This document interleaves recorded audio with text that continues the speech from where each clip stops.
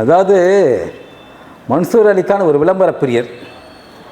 யாரையாவது ஒருத்தர் முக்கியமான ஆள் எதாவது பேசினா அவங்கள வந்து கடுமையாக அட்டாக் பண்ணி பேசினா இவருக்கு ஒரு விளம்பர வெளிச்சம், மீடியா வெளிச்சம் கிடைக்கின்றதுக்காக ஆசைப்படுற ஒரு நபர். யாரையும் வந்து விமர்சிக்கலாம், ஆனால் அது கருத்து உரிமையாக இருக்கணும், கொள்கை அடிப்படையிலாக இருக்கணும், செயல்பாட்டின் அடிப்படையிலாக இருக்கணும்.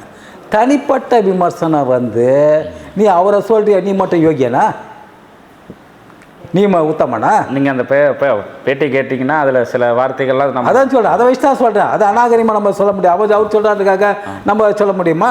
நமக்கு ஒரு தகுதி இருக்குல்ல. அப்போ நீ அநாகரிகமாக பேசுனா அவரை சொல்லி நீ மட்டும் யோகியனா, நீ மட்டும் உத்தமனா? எந்த சினிமாக்காரன் யோகியம் உத்தமனாகிறான்? அப்போ நீ அவரை போய் சொல்கிறதுக்கு அது வந்து அவர் தனிப்பட்ட வாழ்க்கை. அதனால் மக்களுக்கு எதாவது நஷ்டமாகி போச்சா? மக்களுக்கு எதாவது பாதிப்பா? எதுவுமே கிடையாது. ஒருத்தர் தனிப்பட்ட வாழ்க்கை நீ ஏன் கேட்குற? நாங்கள் கொடுத்தா ஒரு விமர்சனம் பண்ணோம். அவர் அந்த போய் அந்த இது மக்கள் சந்திப்பு நடத்தும் போது 47 பேர் சேர்த்ததை வந்து நாங்கள் மிக கடுமையாக கண்டித்தோம். அது மக்கள் சம்மந்தப்பட்டது. நீ தனிப்பட்ட விமர்சனம் பண்ணுறன்னா நீ வந்து எவ்வளோ ஐயோக்கியம் கேவலமானவன்?